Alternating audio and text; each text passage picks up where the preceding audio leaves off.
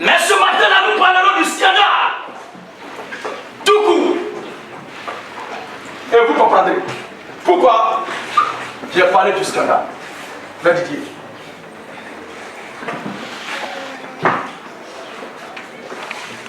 Parce qu'il y a des choses que Dieu fait. Si vous voulez regarder cela humainement parlant, c'est un véritable scandale. Si on veut traîner pied au pied du tribunal des hommes, Dieu ne pourra pas s'en sortir. Si on doit juger Dieu selon la conscience humaine et que lui-même, il accepte de venir répondre à cette provocation-là, il ne s'en sortira pas. Mais il est souverain. Aucun tribunal humain ne peut le juger. C'est ça seulement qu'il ne sauve. Et c'est ça qu'il a épargné parce qu'il est souverain. J'ai dit le scandale. Vous voyez que cette déclaration peut créer déjà un trouble dans l'esprit des gens. Si Dieu est accusé, si Dieu est relégué au rang des humains et que le traite devant un tribunal humain et que lui-même il accepte de répondre à cette convocation pour se soumettre aux lois, aux règles, aux normes des humains, Dieu est condamné et il est condamné. Il ne pourra pas s'en sortir. Mais il sait ce qu'il fait. Il sait que s'il veut rentrer dans un tel débat, il ne pourra pas s'en sortir. Il s'est créé lui-même son royaume. Et la Bible dit qu'il est dans un coin là-bas où personne ne peut arriver pour l'accuser. La Bible dit la Bible est une lumière inaccessible. Il se cache aux yeux de tous. Toi, tu vas le voir où pour le juger. C'est quand lui veut que tu le vois que tu vas le voir. La Bible dit qu'il se cache et se révèle à qui il veut. Tu vas le trouver où pour le juger. Et quand il finit de travailler sur terre, il se cache. Et la Bible dit, il habite une lumière inaccessible. C'est-à-dire, il est dans un endroit où personne ne peut arriver. Alors, ta convocation que tu as pris là, tu vas déposer ça comment? Pour qu'il vienne à ta convocation. Nous allons parler ce matin du scandale là. Des choses que Dieu fait, que l'entendement humain ne peut pas comprendre et ne se comprendra jamais. Mais il n'y a que l'homme spirituel seul qui peut comprendre ces choses-là. Il n'y a que les enfants de Dieu, le peuple de Dieu seul, qui puissent comprendre ces choses-là. Parce que sur la terre des hommes, tous nous avons été créés par Dieu. Il n'y a personne qui soit une créature de Satan. Même Satan lui-même avec ses démons a été créé par Dieu. Tout est l'œuvre des mains du Seigneur. Tout est l'œuvre de la parole du souffle de Dieu. C'est lui qui a mené tout à l'existence. C'est lui qui a créé toutes choses. Et il n'y a rien qui puisse exister sans la parole. A dit Jean chapitre 1, le verset 1 à 3. Au commencement était la parole. La parole était avec Dieu. Et la parole était Dieu. Rien de ce qui a été sans la parole. Tout a été créé par la parole. Tout existe par la parole. Tout subsiste par la parole. Alors comment ce Dieu qui a créé les êtres humains, qui tous nous a créés, peut agir de cette façon-là, peut procéder de cette façon-là? Et cette création est un véritable scandale. Il fait choisir un groupe. Et il se lève là, et il se cache à un autre groupe. Et il les empêche même d'ailleurs de recevoir la vérité, d'avoir la connaissance de la lumière de la vérité. Et il les endurcit. Il répand en eux l'esprit de confusion pour les empêcher d'avoir la révélation de la parole, voilà la révélation de qui lui est pour être sauvé. Est-ce que cela n'est pas scandaleux? L'apôtre Paul a dit à ce sujet-là, dit profondeur des profondeurs. Comment Dieu peut blâmer alors quelqu'un pour ça? Puisque celui qui croit là, ce n'est pas poussé par lui-même qui croit.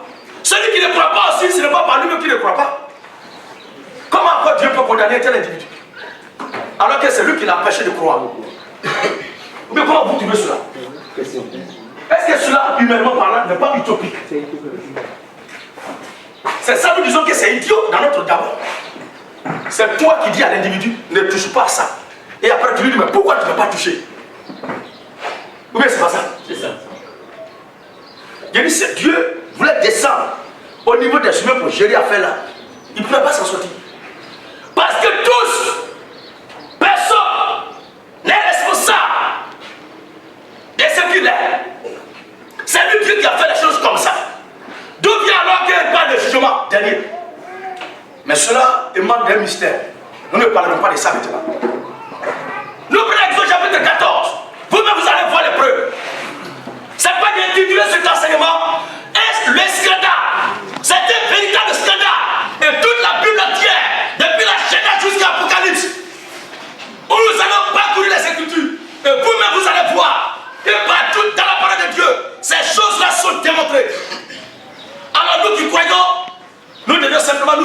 dire merci à Dieu. Parce que c'est lui qui nous a fait grâce. Celui qui ne croit pas aussi, et qui est ce qu'il est là, c'est pas ne croyez jamais que ce message que nous croyons là, tout le monde doit croire cela. Le Seigneur notre Dieu, qui a fait toutes choses, et qui appellera tout en jugement. Regardez ce qu'il a fait. C'est lui-même qui est à la base de l'incrédulité de certains. Et c'est lui aussi qui est à la base de la conversion de nous qui sommes convertis. Aucun homme n'est responsable de sa prise de décision au niveau de la foi. Parce que c'est Dieu qui décide. Nous lisons dans l'Ancien Testament. Regardez ce que Dieu fait. Oui. Exode 14. Alors, Exode 14, le verset 20, 19 à 20. Exode 14.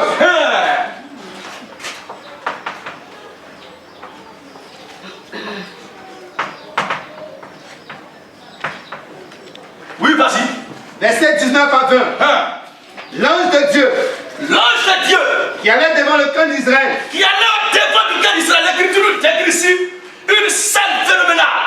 Lors de la sortie d'Égypte pour aller à Canaan. Regardez ce que Dieu fait sur la route. Alors que nous croyons que Dieu est bon, que Dieu est lumière, que Dieu est saint, que Dieu est tout ce qui est clair, bon, et cela est juste. Mais avec une surprise, il y a quelque chose d'étrange qui se produit sur la route. Quand le peuple sortait de l'Égypte pour aller à Canaan, regardez ce qui se passe. L'ange de l'Éternel qui s'était là devant le peuple.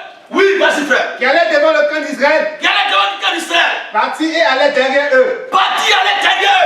Et la colonne de nuée. Et la colonne de nuée. Qui les précédait. La colonne de nuée qui les précédait. Parti et se tint derrière eux. Parti et se tint derrière eux. Et se passa entre le camp des Égyptiens. Cette nuée-là se plaça entre le camp des Égyptiens. Et le camp d'Israël. Et le camp d'Israël. Cette nuée était ténébreuse. Cette nuée était ténébreuse. D'un côté. D'un côté. Et de l'autre. Regardez-moi bien. Ça produit cette lumière-là. Cette colonne de feu. Cette colonne de lumière plutôt. Produisait les ténèbres aux côtés des Égyptiens. Et de l'autre. Et de l'autre côté. Elle éclairait la nuit. Elle éclairait la nuit.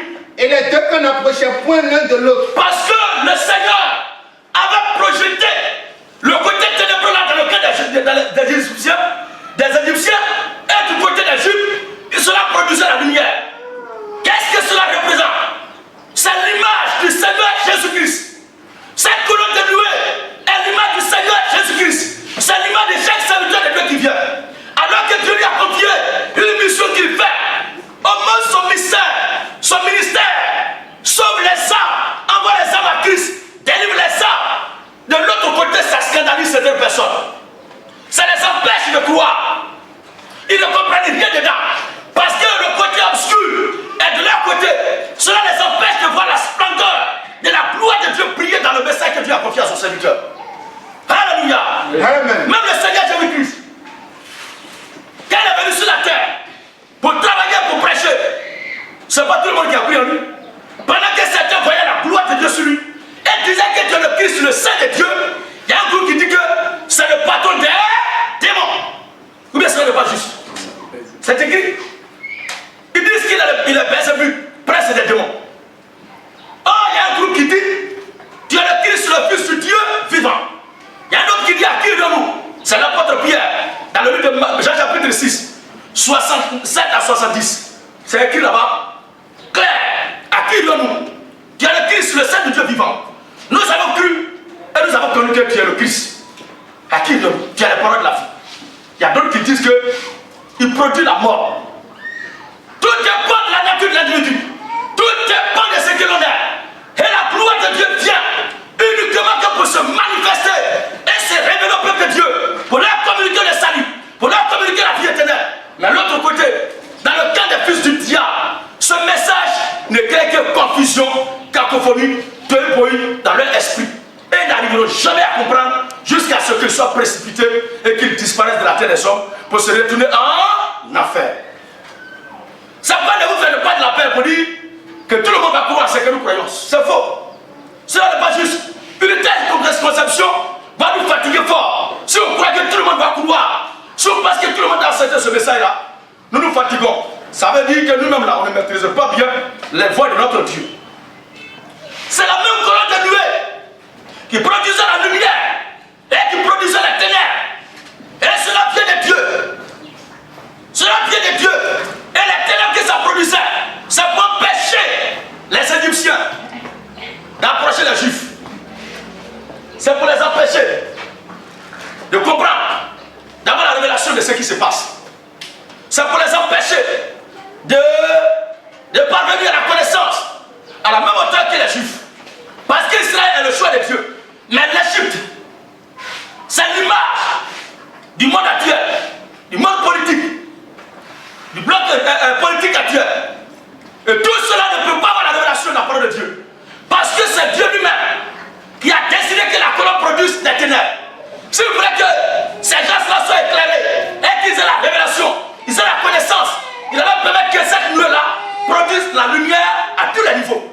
Mais la sainteté, c'est en deux. Il y a un côté qui est éclairé et il y a un côté qui obscure. La pensée, la compréhension, l'intelligence, la réflexion, l'intelligence, le discernement, la sagesse des Égyptiens. C'est la même chose. Dans chaque âge, dans chaque temps, le message que Dieu envoie à travers ses serviteurs, tandis que ça sauve ceux qui sont à Dieu, en leur accordant la révélation de comprendre ce message-là. Il y a un groupe aussi qui est égaré toujours. Et ce message les égare, les conduit. C'est la même chose qui nous arrive aujourd'hui. C'est la même chose qui se fait aujourd'hui. Pendant que nous sommes en train de parler, il y a d'autres qui ils ne comprennent rien du tout. Ceux-là, les fatigues, ils sont troublés, ils sont traumatisés. Et il y a certains qui pleurent. Pourquoi moi je ne fais pas l'apologie de William? Mais moi je n'ai pas vu William. Je n'ai pas vu votre William Branham là. Je ne l'ai pas connu. Je ne l'ai pas vu. C'est ce que mon père spirituel m'a enseigné. Vous constatez que c'est la même chose que Branham m'a enseigné. Alors, révélez simplement à la vérité. Puisque ce que je dis, j'ai plus dans les Écritures. Je regarde dans les Écritures, j'ai plus pour enseigner cela. Pour transmettre la parole de Dieu. Et William n'est pas l'auteur d'un chapitre de la Bible. Que les gens arrêtent de se fatiguer. Je ne ferai pas l'apologie de Branham parce qu'il ne m'a pas connu, moi aussi je ne l'ai pas connu. Mais j'ai connu le Christ. Et c'est ce Christ-là qui est en train de m'instruire, qui est en train de me conduire à travers un homme par qui il est passé pour m'instruire. Alors c'est ce qui est juste et c'est ce qu'il va faire. Si vous voulez, c'est que vous avez attendu de Branham là, faites l'apologie de Branham, ou bien cela n'est pas juste. Faites la campagne de Branham. Comment me forcer à faire une telle chose? Et d'autres me pleurent. Mais pourquoi il ne parle pas des prophètes? Pourquoi il ne parle pas des prophètes? Non. Moi, il n'a pas vu prophète. Ah oui. Il n'a pas vu prophète. Dieu a utilisé un Africain pour moi m'éclairer. Si Dieu est capable d'utiliser les Noirs, les Africains pour parler aux Africains, c'est pas la peine. On doit toujours attendre de l'autre côté. Et d'ailleurs, il est mort. On fait comment? Quelqu'un est là, vivant devant moi, il est en train de parler. On me parle de quelqu'un qui n'est pas là. S'il y a un problème dans mon assemblée, il va appeler qui? Branham, il va venir régler ça. Régulier. S'il y a un problème entre nous ici, il va appeler le prophète. On a un père qui est vivant, qui est là, je vais la Dieu. On l'appelle, il vient. Que Dieu vous bénisse. Amen. Ils vont me dire, ah, mais est-ce que Paul n'est pas mort? Est-ce que Pierre n'est pas mort? Mais c'est ce que j'ai appris de ce que Dieu a dit par Pierre, par Paul, par Jean, là, que je suis en train de dire. Alors, croyons tous à la parole de Dieu et restons tranquilles. Si toi tu penses que c'est vraiment que ton père spirituel fait son apologie, Paul de lui, Simon, Paul a dit, n'aie pas honte de moi. Quand il parlait à Timothée, de moi, son serviteur, de parler de moi et de mes chaînes. Moi, je parle de celui de qui je suis sorti. Je ne suis pas un hypocrite pour voir ce qui est là devant moi et parler d'autre chose. Alors nous revenons à notre affaire. Tout cela que Dieu envoie, le message, l'évangile qui prêche, produit la vie pour les enfants de Dieu. Mais ça produit aussi la mort pour ceux qui sont destinés à la perdition. Et cela, on ne peut pas faire autrement. Matthieu chapitre 16. Verset 13 à 17. Regardez un peu quelque chose. Matthieu 16. 13 à 17. 13 à 17. Vas-y. Jésus est arrivé. Jésus est arrivé. Dans le territoire de Césarée. Dans le territoire de Césarée. De Philippe. De Philippe. Demanda à ses disciples. Il demanda à ses disciples. Il dit donc que je suis. Il a posé cette question-là. Alors que les gens le suivaient, il a fait le miracle. Il a guéri les gens. Il a produit du pain, ils ont mangé. Des poissons, ils ont mangé. Ils étaient rassasiés. Ils étaient heureux. Ils étaient contents. Maintenant, il se tourne vers eux pour leur poser la question.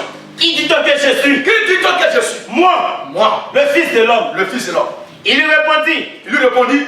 Les uns disent. Les uns disent Que tu es Jean-Baptiste. que tu es Jean-Baptiste. Les autres Élie. C'est comme ça la dénomination actuelle. C'est comme ça la religion actuelle. C'est comme ça les églises actuelles du monde. Suivent comme ça à donner Jésus, mais ne savent pas exactement qui est Jésus. Voici les gens qui le suivent partout. Mais eux-mêmes là, c'est ce qu'on leur a dit là, qu'ils ont retenu. Mais eux-mêmes n'ont pas entendu ce que Jésus a dit. Il dit on dit que. C'est pas ce que les gens font aujourd'hui. Il est écrit, ou bien on dit qu'un homme quittera son père et sa mère et s'attachera à une seule femme. On dit que. Mais qui a dit que? Maintenant quand on vient à la Bible, il n'a pas écrit ce qu'ils ont récité. Ah! À bas l'homosexualité. À bas! Un homosexuel ne peut pas aller au ciel. Je peux croire qu'un enfant de Dieu étant païen peut pratiquer cela.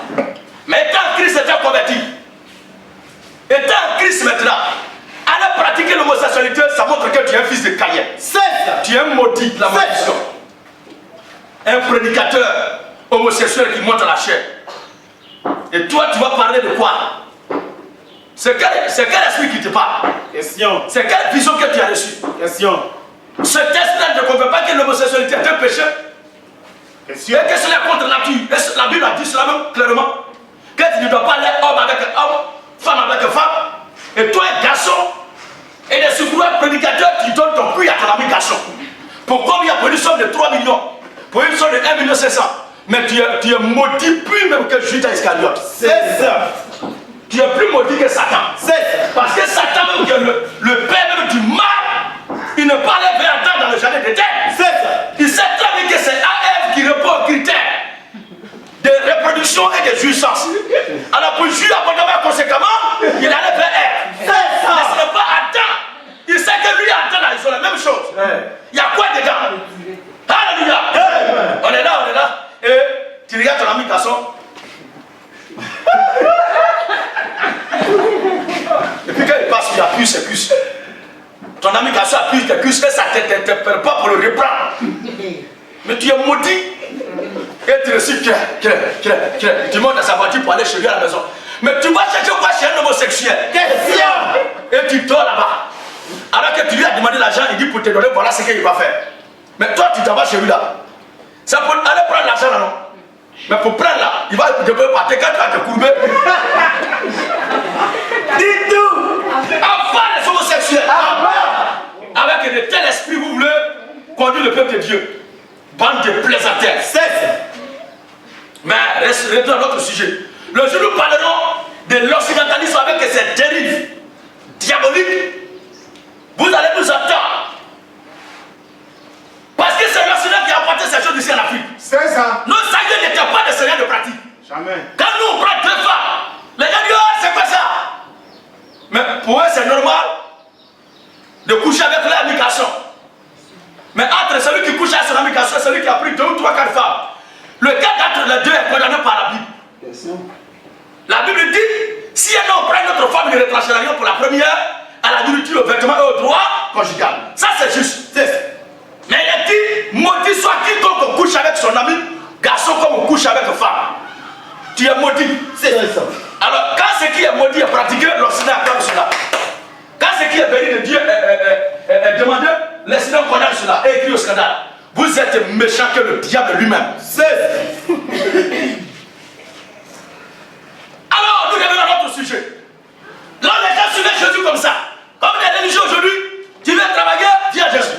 Tu veux voyager, viens Jésus. Tu veux avoir une boîte de viens Jésus. Les gens viennent ne cherchent plus à savoir mais qui est Jésus. Mais ce qu'on lui a dit de Jésus, c'est ce qu'ils retiennent. C'est comme ça ils le suivent. Et il y a un monsieur qui est sorti quand il est dans un champ dans cette là pour se moquer d'eux. Tu veux dire viens chez moi. Je crois que le message qu'on prêche là passe un peu quand même. Il y a des gens que ça commence à inspirer. La chantière. Tu veux dire viens chez nous. Viens. Dieu arrive, viens chez nous, viens. Vraiment, pasteur, tu es plus puissant que Jésus. Bâtard spirituel. Lui, il est quitté pour être plus puissant que Jésus. Comme il y a plusieurs Jésus, mais ce n'est pas le nôtre. Nous, notre Jésus, notre Seigneur, notre Sauveur, personne n'est plus puissant que lui. C'est ça. Il est le suprême de la suprématie. Hey. Il est le sommet des sommets. Hey. La profondeur des profondeurs. Hey. Il est le Dieu tout-puissant. Hey. La révélation de El Shaddai. Hey. Personne ne peut s'égaler à lui. Hey. Ça va lever la main pour jurer par lui-même. Parce qu'il n'y a personne qui soit au-dessus de lui. Sans oublier que l'inférieur jure toujours par le supérieur. C'est ça. Mais lui, il n'y a personne qui soit au-dessus de lui. Et il a juré par lui-même. À part la religion, la dénomination, l'homosexualité, la rébellion, et la gloire, la louange, Maranatha. Alors les gens suivaient le Seigneur Jésus-Christ sans savoir qui il est. Ils le suivaient parce que pour eux c'est un homme qui fabriquait du paiement. Mais est-ce que ce que vous mangez là va donner le salut à votre âme? Question. Jésus-Christ n'a pas venu sur terre pour qu'on travaille. Le message que nous prêchons n'est pas un message qui dit du bien-être physique, non, mais c'est un problème qui traite un sujet, une doctrine, un ministère qui traite le dossier de l'âme. Après ma mort, où je vais? C'est la question que ce message-là répond. Le bien-être physique, là, tout le monde a ça. La Bible dit que Dieu fait pleuvoir sur le bon et sur le méchant. Mais après ta mort, tu vas voir. C'est cette question-là que nous traitons. Et ce ministère-là répond à cette question. Ce message que nous prêchons là répond à cette question. Oui, frère. Il répondit. Il répondit. Les uns disent Les uns disent que tu es Jean-Baptiste. que tu es Jean-Baptiste. Les autres, Donc eux-mêmes là, ils n'ont pas entendu parler de Jésus. Ils ne savent pas qui il est. Mais quand même ils le suivent. C'est comme ça aujourd'hui les gens suivent. Ils vont dans les églises. Et quand nous parlons un peu seulement, ils sont scandalisés. Pourquoi tu dis cela? On dit, mais c'est qu'on a dit là, c'est écrit dans la Bible. Une fois qu'on montre ça dans la Bible, vous interprétez mal la Bible. La Bible là, chacun a sa manière de comprendre, c'est bon. Ça, c'est le dernier coup, ça. Quand ils sont coincés de partout et de nulle part, en tout cas, mon cher, chacun comprend la Bible à sa façon, il explique à sa façon. Personne n'a le droit d'expliquer la Bible à sa façon. c'est ça. Mais la Bible a une seule explication, a une seule façon d'être expliquée. Il y a une seule révélation que tout le peuple doit transmettre et doit recevoir. Oui, frère. Les uns disent que tu es Jean-Baptiste. Oui. Les autres Élie. Les autres disent que Les autres Jérémie. Ou l'un des prophètes. Voilà, les gens qui suivent Jésus. Regardez comment ils se comportent. Donc vous-même là, vous ne le savez pas. Mais le Seigneur va dire. Et vous, Voilà. leur dit-il, Là, il dit Jésus. qui dites-vous que je suis? Après avoir raconté ce que les gens disent de moi là, vous-même vous dites quoi? Simon-Pierre répondit, C'est là qu'il y a un qui a répondu. tu es le Christ, Tu es le Christ, le Fils du Dieu vivant. le Fils du Dieu vivant. Jésus reprenant la parole, lui dit, Jésus reprend la parole, lui dit. tu es heureux. Jésus reprenant la parole, Jésus reprend la parole, lui dit, tu tu es heureux. es heureux, Simon, Simon, fils de Jonas, fils de Jonas. car ce ne sont pas la chair et le sang Ce ne sont pas la chair et le sang, qui t'ont révélé cela, mais mais c'est mon Père. dans la révélation qui communique le salut, la révélation qui communique la vie, qui communique la délivrance là, vient du Seigneur, Dieu lui-même. Personne ne peut faire cela. Donc ceux qui ne reçoivent pas la révélation, pour être sauvés là, c'est Dieu lui-même qui est responsable. Puisque c'est lui qui apporte la révélation, puisque c'est lui qui permet de comprendre, puisque c'est lui qui permet de démystifier, de connaître qui est Jésus. C'est lui-même qui se révèle, c'est lui-même qui se dévoile. S'il ne l'a pas fait, tu ne peux pas le connaître. S'il ne l'a pas fait, tu ne peux pas savoir qui il est. S'il ne l'a pas fait, tu ne peux pas rentrer au ciel. C'est lui de même aussi qui voit la conscience des gens pour les empêcher d'avoir cette révélation-là. Et Simon Pierre qui a eu cette révélation, il dit ça ne vient pas de toi. Mais c'est mon Père qui est là-haut. C'est lui qui t'a accordé cette révélation-là. Vous voyez un peu? Dans la révélation de la parole est toujours accordée par Dieu lui-même. Cela ne vient pas de la part d'un humain. Donc ceux qui n'ont pas la révélation que Jésus est ce que Simon Pierre vient de dire là, qui ne leur a pas donné cette révélation-là? Question. C'est lui, Jésus lui-même. Regardez encore dans Matthieu chapitre. Prends le chapitre 11. Prends le chapitre 11. Matthieu chapitre 11. Matthieu chapitre 11. C'est une erreur de prise de note. Matthieu, chapitre 11. Voilà. Matthieu chapitre 11, verset 25 à 27. Regardez bien. En ce temps-là, Jésus prit la parole et dit, je te loue, Père, Seigneur du ciel et de la terre, de ce que tu as caché ces choses. Jésus est un extase. Jésus tressaillissait de joie. Il y a des frissons. Parce qu'il y a quelque chose de fort qui se passe dans son esprit. Oui. Je te loue, Père, Seigneur du ciel et de la terre, de ce que tu as caché ces choses aux sages. Est-ce que tu as caché? Ah bon? Donc c'est lui-même qui cache cela. Aux sages et aux intelligents. Est-ce que tu as caché ces choses aux sages et aux intelligents? Et de ce que tu as révélé aux enfants. Tu les as révélés aux enfants. Aux enfants. Donc Dieu a caché ces choses-là aux sages et aux intelligents. Il a voilé cela. Ceux qui ne comprennent pas, quand les gens sont endurcis, ils ne croient pas à l'évangile, qui s'inquiètent, qui se plaignent, qui s'énervent, qui se fâchent. Vous-même, vous avez entendu que c'est Dieu lui qui a caché cela aux sages et aux intelligents. Ces guides religieux ne font pas esprit dans ce qu'ils font. Mais c'est Dieu lui-même qui leur a caché cela. Et ils sont sincères. Ils sont vraiment sincères dans le faux. Ils sont sincères dans le mensonge. Mais c'est Dieu lui-même qui a fait cela. C'est pourquoi il a appelé cela scandale.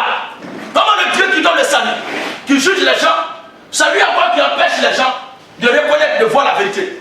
Qui cache la vérité, qui cache la révélation à certaines personnes. Et à la fin, c'est lui encore qui les juge. Vas-y, bien ami. Oui, Père. Oui, Père. Je te loue de ce que tu l'as voulu ainsi. Je te loue de ce que tu l'as voulu ainsi. Toutes choses m'ont été données par mon Père. Toutes choses m'ont été données par mon Père. Et personne ne connaît le Fils. Regarde maintenant cette partie-là. Personne ne peut avoir la révélation de qui est Jésus. Si ce n'est le Père. Si ce n'est le Père. Personne non plus. Personne non plus ne connaît le Père. N'a la révélation de qui est le Père. Si ce n'est le Fils. Si ce n'est lui Jésus. C'est pourquoi c'est lui seul qui était capable et qui était en plein pouvoir de présenter qui était le Père. Et il a présenté le Père qui n'est rien d'autre que lui-même. Et personne ne connaît le Père si ce n'est le Fils. Personne non plus. Personne non plus ne connaît le Père. Ne connaît le Père. Si ce n'est le Fils. Si ce n'est le Fils. Et celui à qui le Fils veut révéler. Donc il a caché ces choses-là, mais il se fait connaître à qui lui veut le révéler. Donc c'est lui Jésus qui révèle ces choses-là, pour que celui qui a la révélation ne puisse pas se glorifier, mais qu'il glorifie au contraire le Seigneur Jésus-Christ. C'est de lui seul qui vient la révélation. C'est lui aussi qui empêche les gens de croire, qui broie leur intelligence, qui obscurcit leur intelligence, qui empêche l'intelligence de s'ouvrir. Voici qui est clair. Nous allons continuer.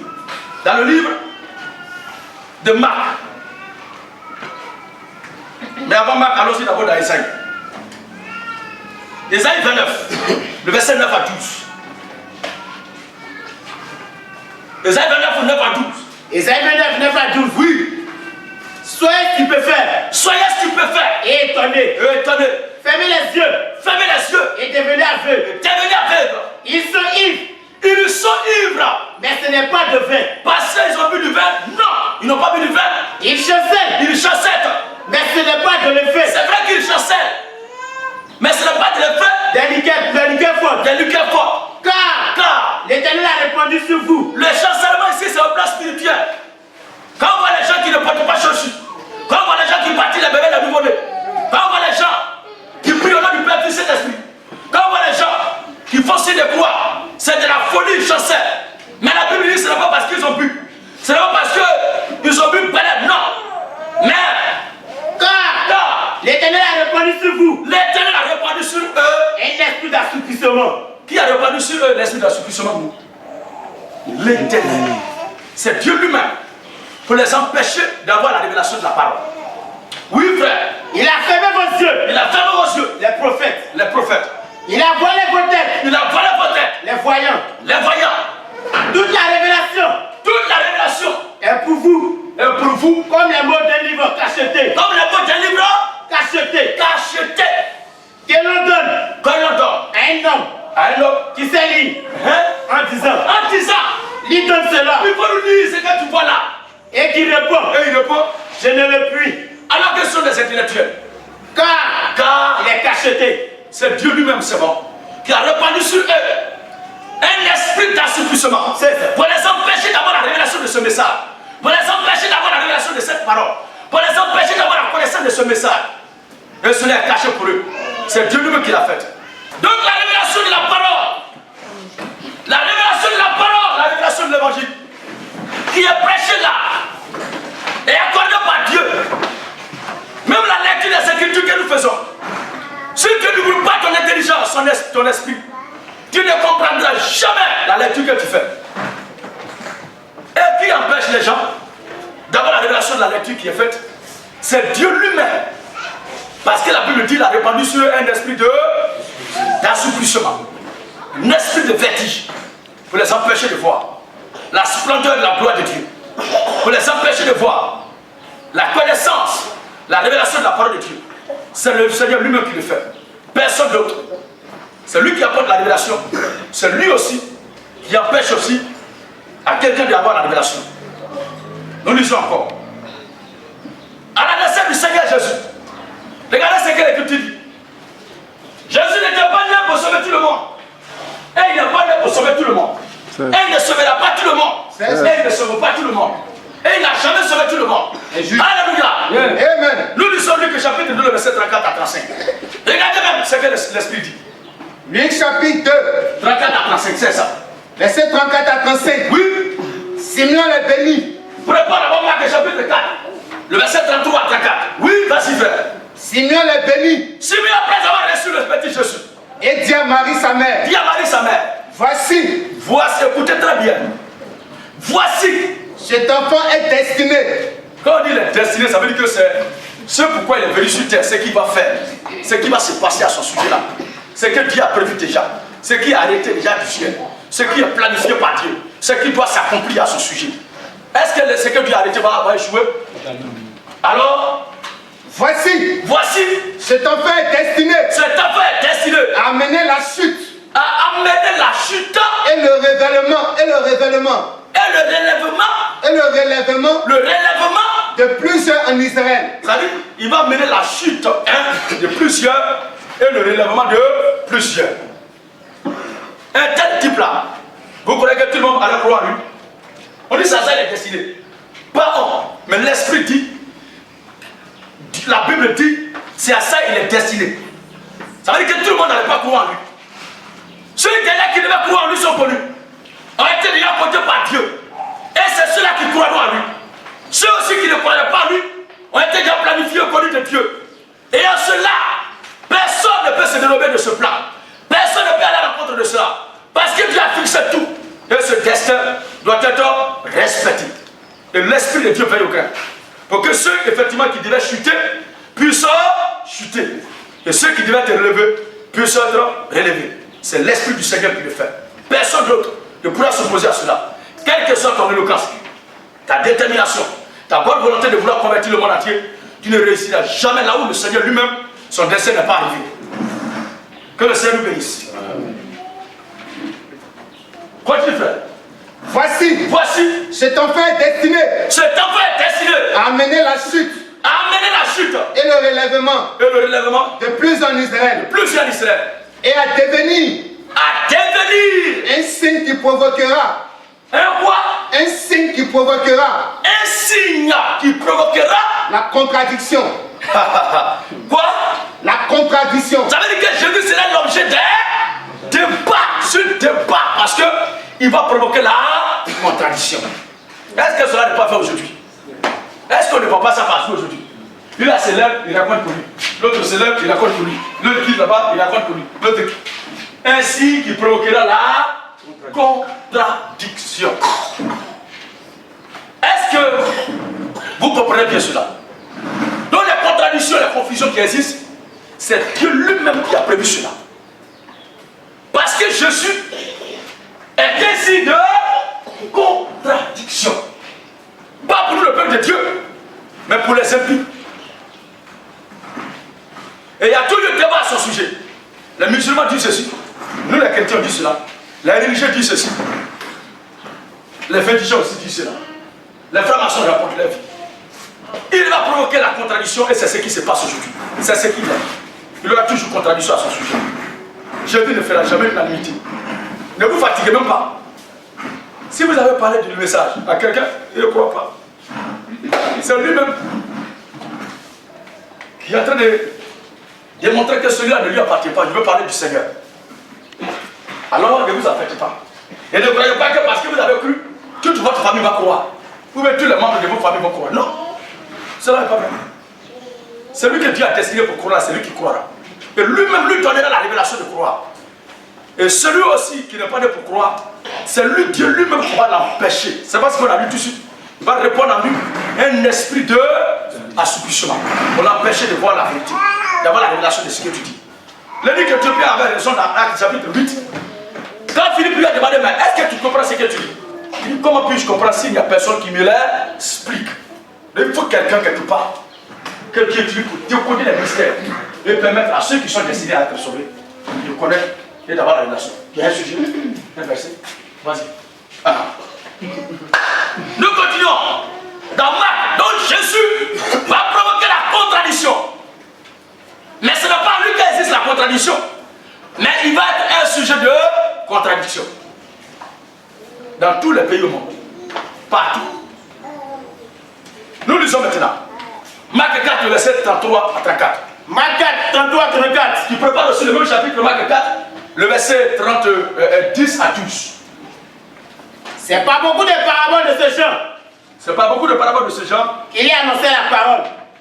Que Jésus annonçait la parole. La parole. Selon qu'il était capable de l'entendre. Selon qu'ils étaient capables de l'entendre. Regardez, hein. Il ne lève pas les points sans parabole. Attends, frère. Ceux qui prennent note. Regardez très bien. La Bible dit que quand Jésus se trouvait devant la foule, il ne parlait jamais sans parler en parabole. Puisqu'il est dit qu'il va provoquer la perte de plusieurs et le relèvement aussi de beaucoup, il sera ainsi un objet de contradiction. Comment cela doit être? Il parle à un groupe en parabole et reste dans le flou. Il reste dans la confusion et se retrouve avec un autre groupe. Il explique cela. Et les deux groupes vont se voir, cela va provoquer la contradiction. Mais c'est Jésus lui-même qui a dit, mais ceux qui bâtiront le peuple, ils disent qui a dit ça. Et nous qui baptisons le nom du Seigneur, il dit qui a dit. Voilà la chose qui est claire. Seulement, dans la Bible, il y a deux voies. Il y a deux chemins. Il y a un chemin qui mène à la vie. Et il y a un chemin qui conduit à la mort. Il a dit, je mets devant toi la vie et la mort, choisis la vie et tu vivras. En d'autres termes, celui qui doit vivre là, c'est pour lui déjà que la vie a été donnée. Mais celui qui doit mourir, qui arrive à choisir la mort? Mais quand même, les gens meurent. C'est une parole codée. La vie là, c'est pour les enfants du peuple de Dieu. Mais la mort, c'est pour le peuple du diable. Et c'est lui qui fait le choix pour son peuple. Dans ce cas-là, est-ce que le libre arbitre existe? Jamais. Je mets devant toi la vie et la mort. Mais moi, je te dis de choisir la vie. Maintenant, à toi qui ne veux pas écouter ce que Dieu a dit là, tu es maudit. Qui ne veut pas choisir la vie? Qui n'aime pas la vie? Mais quand même, il y a les gens qui s'égarent, il y a les gens qui meurent. C'est Dieu qui fait cela. Personne sur la terre, dans les cieux, dans les sous-terres, n'a le pouvoir de s'opposer au dessein de Dieu. Oui, frère. C'est pas beaucoup de paraboles de ce genre. C'est pas beaucoup de paraboles de ce genre. Il a annoncé la parole. Le Seigneur a annoncé la parole. Selon qu'ils étaient capables de l'entendre. Selon qu'ils étaient capables de l'entendre. Il ne leur parlait point sans parabole. Jésus ne parlait point sans parabole. Mais, en particulier, il expliquait tout à ses disciples. Voilà. En particulier, il expliquait tout à ses disciples. Frère Didi. Marc 4, hein? Verset 10 à 12. Oui. Lorsqu'il fut en particulier, lorsque le Seigneur fut en particulier, ceux qui l'entouraient avec les 12, il interrogeait sur les paraboles. Écoutez-vous très bien, frères et sœurs. Il a dit, parce que c'est grave. Souvent, quand on voit les gens qui racontent ça et là, donne ta vie à Jésus. Crois au Seigneur Jésus. Oui, cela est bon. Cela est bon. Il est bon de donner sa vie au Seigneur. Il est bon de donner sa vie à Dieu. Cela est bon. Mais, Pardonnez-moi. Il y a un truc là que je vais vous donner. Vous-même, vous allez voir aussi.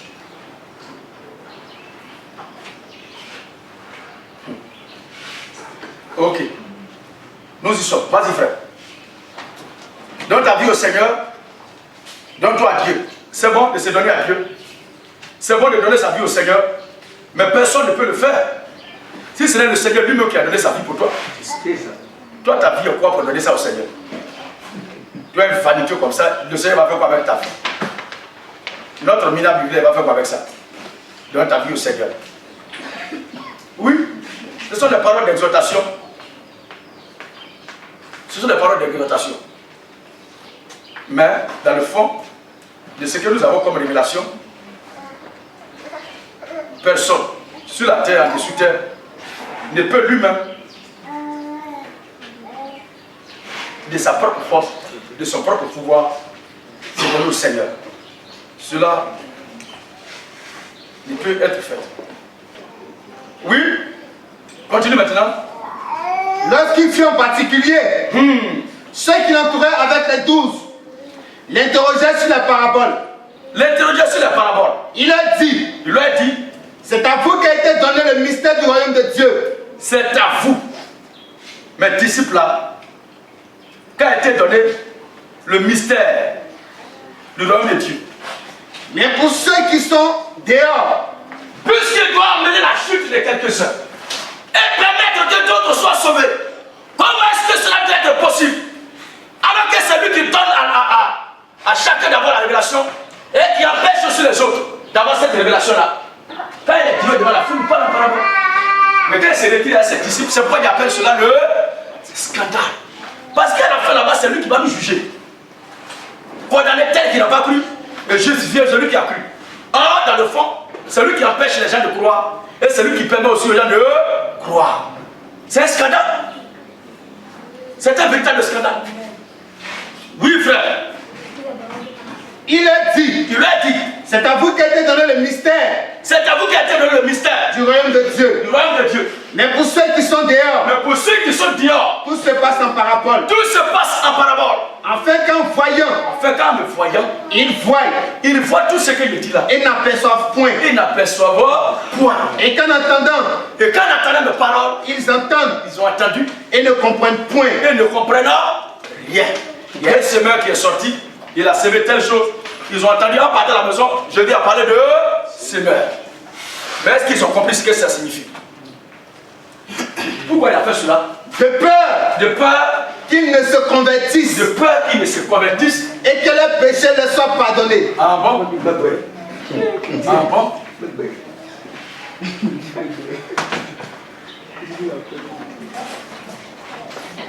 Lis frère, Job chapitre 12, le verset 16 à 17. Vous allez vous-même voir encore ce que Dieu fait. Ça fait pitié. C'est pas réjouissons-nous à nous que le Seigneur a fait grâce de comprendre ce message. C'est pas donné à tout le monde. Dieu est très sévère sur ce message. Dieu donne tout à tout le monde, mais la vie éternelle ne donne pas à tout le monde. C'est la chose qui coûte cher à Dieu, sa vie. Sa paternité ne donne pas ça à tout le monde. Dieu est bon, mais il n'est pas bon. Ah. Oui, frère. Job 12, 16 à 17. Il possède la force. Dieu possède la force et la prudence. Donc si quelqu'un manque de prudence dans la vie là, qui ne lui a pas donné? Si quelqu'un manque de force, qui ne lui a pas donné? Reprends la partie.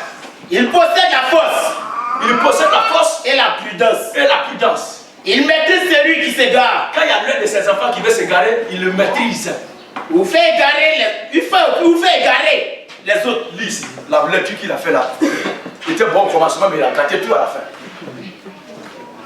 Ah ok, reprends alors, si tu t'es saisi. Il possède la force. Et la prudence. Il maîtrise celui qui s'égare. Dieu maîtrise ses enfants. Son fils ou sa fille qui s'égare. Vous fait égarer les autres. Et c'est lui-même qui fait égarer les autres. Vous entendez ça? Et c'est lui qui va punir ceux qui sont égarés dedans. Est-ce que ça là c'est juste? Est-ce que c'est bon? Entre nous. Alléluia. Amen. Mais notre Dieu n'est pas injuste. Tout ce qu'il fait est bon. Tout ce que Dieu fait est bon. Tout ce qu'il fait est bon. Il égare celui qui veut égarer et puis ça va pas quelque part. Et il finit de dire, je suis Dieu, je fais ce que je veux. C'est de nous notre Dieu que nous parlons là. Mais le Dieu des baptistes, de l'Assemblée, le Dieu des catholiques, lui, il est capable de faire cela. Lui, il te donne la possibilité de croire ou de ne pas croire. Mais nous, notre Dieu, de qui la Bible parle, de qui vient la Bible là, c'est lui qui donne à l'homme d'être égaré et c'est lui qui donne à l'homme d'être sauvé, d'être conduit par sa propre voie, par sa puissance. Comme on peut voir sur la Bible que celui qui a pris, c'est lui-même. J'ai donné ma vie au Seigneur. Il a quel pouvoir de le faire? Vous comprenez très bien pourquoi il y a dit un scandale. Nous continuons la prédication. 1 Corinthiens chapitre 1, le verset 26 à 28. 1 Corinthiens 1, 26 à 27. À 28. 1 Corinthiens, oui, chapitre 1, verset 26 à 27. Écoutez très bien ce passage encore, ça va ajouter. Considérez frère, que parmi vous, les enfants de Dieu là, on n'est pas trop intelligents, on n'est pas trop intellectuels. Il n'y a pas trop de crânes devant parmi nous. Oui, dis frère. Considérez frère. Il ne dit pas qu'un enfant de Dieu ne doit pas avoir le diplôme. Hein. Oui, considérez frère. Que parmi vous qui avez été appelés, il n'y a ni beaucoup de sages selon la chair. Il n'y a pas de gens qui sont. Parce que quelqu'un qui est trop intelligent là, il raisonne beaucoup. Il raisonne beaucoup. Mais notre intelligence, c'est pour le Seigneur. C'est pour le Christ. C'est pour la puissance du Seigneur. Oui, frère. Il n'y a ni beaucoup de sages selon la chair. Il n'y a ni beaucoup de sages selon la chair. Ni beaucoup de puissants. Oui. Ni beaucoup de nobles. Ni beaucoup de nobles. Il n'y a pas de gens qui sont puissants parmi nous. Mais Dieu a choisi. Il n'y a pas de gens qui sont forts parmi nous. Il n'y a pas de gens qui sont trop intelligents parmi nous. Mais Dieu a choisi. Dieu a choisi les choses folles du monde. Les choses folles du monde. Pour confondre les sages. Dieu a choisi les choses faibles du monde. Les choses faibles du monde. Pour confondre les fortes. Pour confondre ce qui est fort. Quand on regarde entre nous et puis les prêtres avec les archibishops là, logiquement on doit écouter qui?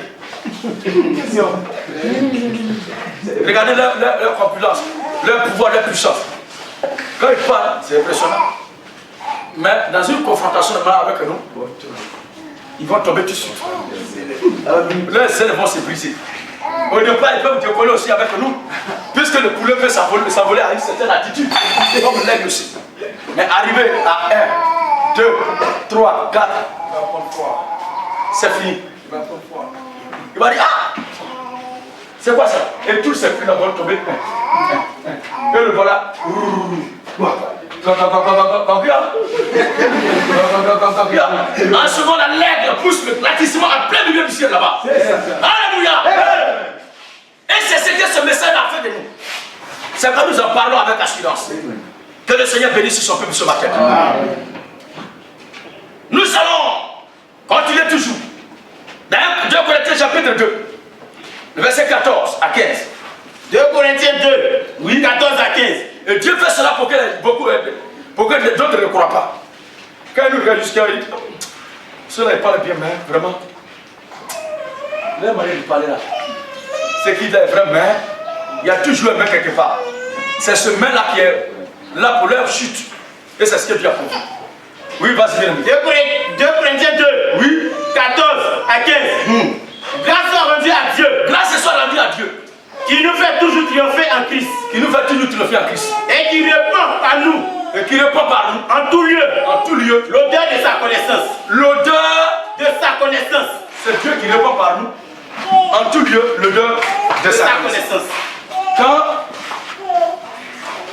chacun s'assoit pour réfléchir sur ce sujet-là, vous comprendrez aisément que les dés sont déjà jetés avant que nous ne naissions. Tout à fait. Qu'il y a des gens déjà que Dieu a prévu qui devaient croire et des gens qui ne devaient pas croire. Mais cela ne dépend pas de nous, mais ça dépend du Seigneur lui seul. Et c'est lui qui, autant marqué, autant convenable, permet à ceux qui lui appartiennent de venir à la conversion. Il y a certains qui sont là aussi, même avec nous, et un bon matin ils peuvent se retourner en leur lieu et nous maudire. Tout cela, c'est le plan de Dieu. Nous devions nous fortifier et continuer notre marche dans la sérénité. Et chacun vit ce que Dieu lui a destiné de vivre. C'est Dieu qui répond par nous. En tout lieu, la bonne odeur de la connaissance de Christ. Oui. Nous sommes en effet pour Dieu la bonne odeur de Christ. La bonne odeur de Christ. Parmi ceux qui sont sauvés. Parmi ceux qui sont sauvés. Et parmi ceux qui périssent. Parmi ceux qui périssent. Jusqu'au verset 15. Continuez. Aux uns, une odeur de mort. Vous voyez, ce message-là, il y a certains qui l'attendent, mais pour eux, ça leur donne la odeur de mort. Quand ils disent écoute, jusqu'à ça va, c'est pas bon. Aux uns, une odeur de mort, ce n'est pas que nous sommes morts. Mais quand, souvenez-vous très bien du verset d'entrée, la colonne là produisait quoi?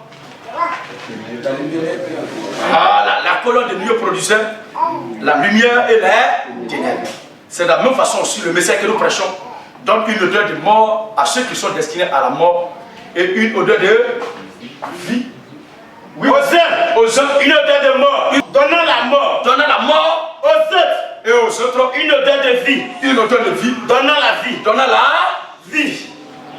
Et qui est suffisant pour ces choses. Et qui est suffisant pour ces choses? C'est le Seigneur Jésus-Christ. Vous voyez très bien. Donc ce message-là aussi c'est comme ça. L'évangile aussi c'est comme ça. À vous qui croyez, frères et sœurs, en ce message, soyez simplement fortifiés dans la marche. Et que le Seigneur nous donne de tenir ferme jusqu'à la fin de notre parcours. Parce que c'est à cela qu'il nous a destinés. Que le Seigneur nous bénisse. Amen. On va lire le dernier verset. Je vais écouter le message parce que le temps est parti maintenant. Vas-y. 2 Thessaloniciens chapitre 2, le verset 9 à 13. 2 Thessaloniciens chapitre 2, oui, verset 9 à 13. L'apparition de cet impie, oui, se fera par la puissance de Satan. Ah bon? Avec toutes sortes de miracles, de signes et de prodiges mensongers. Oui. Et avec toutes les séductions de l'iniquité. Avec toutes les séductions de l'iniquité. Pour ceux qui périssent. Pour ceux qui périssent. Pour ceux qui périssent. Regardez très bien. Ils sont nés pour périr. L'Antéchrist, son ministère d'iniquité qu'il va faire là, se manifestera par la puissance de Satan. Ça se fera par la puissance de Satan. Avec tous sortes de miracles, de prodiges mensongers. Comment est-ce qu'il faut savoir qu'un miracle, que des prodiges sont mensongers? Un prochain jour, une prochaine fois, nous parlerons de ça. Mais aujourd'hui, nous restons maintenant sur le sujet, le scandale. Tout cela, en écoutant le message de l'Antéchrist, ils croient. Mais la Bible dit c'est à ceux-là qui sont destinés. Et qu'est-ce qui se passe? Oui, vas-y. Et avec toutes les séductions de l'iniquité. Avec toutes les séductions de l'iniquité. Pour ceux qui périssent. Pour ceux qui périssent. Parce qu'ils n'ont pas reçu l'amour de la vérité pour être sauvés. Parce qu'ils n'ont pas reçu l'amour de la vérité. Alors, la Bible dit que l'apparition de l'Antéchrist va se faire par la puissance de Satan.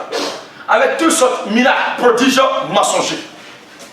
Avec toutes les séductions de l'iniquité pour ceux qui périssent. Il y a des gens qui sont nés pour périr. Il y a des gens qui sont nés pour être égarés. Et c'est ce que l'Écriture a dit, c'est ce que nous avons vu. Mais comment cela pourrait être possible? Puisque personne, avec un esprit clair comme ça, ne peut écouter le mensonge et croire en cela. Qu'est-ce que Dieu fait? Oui. Aussi, je leur envoie une puissance d'égarement. Qui leur envoie une puissance d'égarement? Dieu leur envoie une puissance d'égarement. C'est Dieu qui leur envoie une puissance d'égarement. Pour qu'ils croient au mensonge. Est-ce que ça y a commentaire? Alléluia! Que le Seigneur nous bénisse. Je crois que chacun a compris pourquoi j'ai intitulé cela le scandale. Parce qu'avec ça, c'est Dieu encore qui va juger les gens du monde. Je crois que dimanche prochain, ou le jour à venir, nous répondrons à cette autre question. Que le Seigneur nous bénisse.